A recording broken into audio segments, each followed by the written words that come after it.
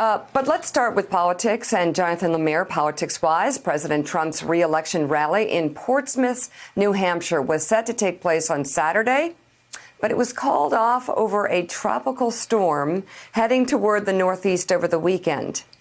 Officials close to the Trump campaign say that low turnout also motivated the last-minute decision to cancel the rally. New Hampshire's Republican Governor Chris Sununu had said he would skip the event, citing the coronavirus. Didn't want to get the virus.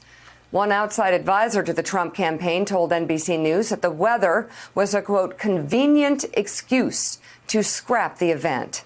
As the New York Times puts it, the canceled rally in Portsmouth was the third time in less than a month that the president's re-election campaign failed to relaunch as planned. And so, Jonathan Lemire, I mean, this is really the perfect storm, by the way, that never happened in Portsmouth, but the perfect storm for this campaign, because really rallies are where they get information on people and where Trump gets his excitement. And they had to cancel this one due to the weather. It was beautiful in Portsmouth over the weekend. What happened? So, Mika, good morning. Let's remember, of course, that the first attempted reboot of the campaign was going to be in Tulsa, Oklahoma, about 3 weeks ago. And they billed that as going to be this massive display of force. The campaign manager, Bart Pascal, boasted of 1 million ticket requests. And it turned out only 6,000 people showed, mostly out of fears of the coronavirus pandemic in an indoor arena, leaving the president staring at a sea of empty seats and him fuming. The campaign's had a shakeup since. They've tried to reimagine what rallies could look like. There was discussions of having one in Alabama to support the president's favorite candidate in that Senate race. That never came to be. So the next one attempt was going to be Saturday night in Portsmouth, New Hampshire. New Hampshire, a battleground state, but one that's right now the president is trailing fairly significantly to Joe Biden. It was a state where he was close in 2016, but one that is considered a bit of a reach right now. And the reboot was going to be in an airline hangar. It was going to be outdoors. They thought that would allay some concerns. They deliberately didn't talk up crowd size. They wanted it to be smaller. They wanted it to be more manageable. But the president wanted to get back on the road. He needed to be out there, as you say, to draw strength from crowds, energizing the crowds, try out new attack lines on Joe Biden. To this point, they haven't been working. And yes, they're incredibly valuable voter data collection tools. I was traveling with the president on Friday to Florida, and just as we touched down, he had a series of events there. Just as Air Force One touched down, White House Press Secretary Kayleigh McEnany came back and said that the rally had been postponed for at least a few weeks because of, indeed, the forecast of a tropical storm in that area on Saturday. It didn't rain on Saturday, ridiculous. As it turned out. No, it's completely ridiculous. It's ridiculous. There was no problems with the weather.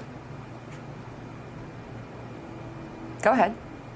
There was not. It rained. It certainly did rain Friday night. There was some rain in the forecast going into Saturday. But all along, the forecast had the rain stopping by early morning. And as it turned out, it stopped even before then. I had reported earlier in the week that there was indeed concerns among campaign staffers as to what kind of crowd they would draw. Those worries mounted as the week went on. We talked to Republican leaders up in the state of New Hampshire who said they were trying to get people to show up. They were trying to generate some excitement for this rally. And to be sure, sometimes at these events, Trump supporters show up hours early, and if they had camped out overnight or something, perhaps they would have been rained on.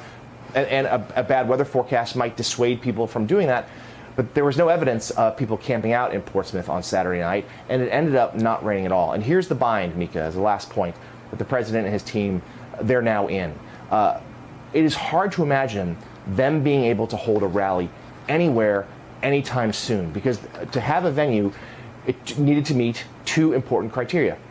It needs to be, most likely, a state where the COVID pandemic, which is surging throughout the country right now, is not rising. And there aren't that many states right now where you can say that. New Hampshire was one of them. The rate there is stable. You're right. The governor, though he agreed he was going to meet the president on the tarmac while wearing a mask, he wasn't going to go to the rally. But certainly in New Hampshire, the coronavirus pandemic is not as severe at this moment as it is in other states. But the second one is this. In order to have a rally, you need a state's governor to waive health regulations preventing gatherings of large groups of people. They were willing to do that in New Hampshire. In a lot of other states, because, I should say, New Hampshire's governor, a Republican, and a lot of other states with Democratic governors, like Michigan and Pennsylvania, they're not willing to do that. In short, the president is having a hard time having a rally, and the places where he needs to go most, he can't. Well, and in New Hampshire, the Republican governor said he wasn't going to go because he was probably scared of getting the coronavirus. He says he wouldn't go out in a pandemic.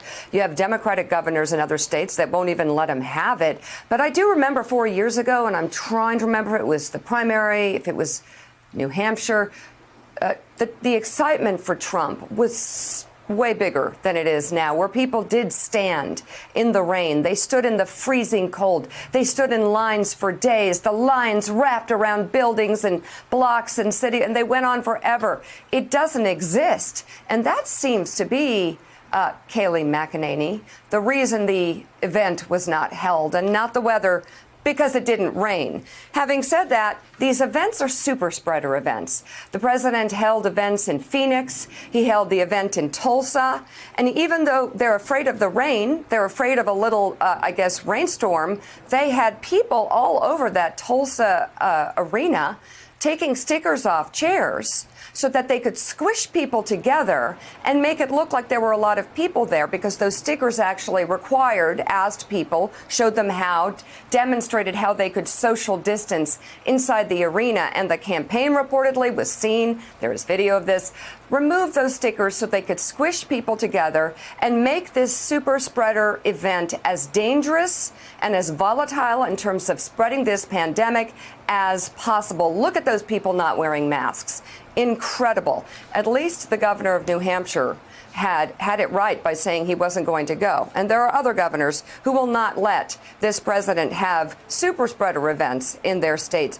Thanks for checking out MSNBC on YouTube, and make sure you subscribe to stay up to date on the day's biggest stories. And you can click on any of the videos around us to watch more from Morning Joe and MSNBC. Thanks so much for watching.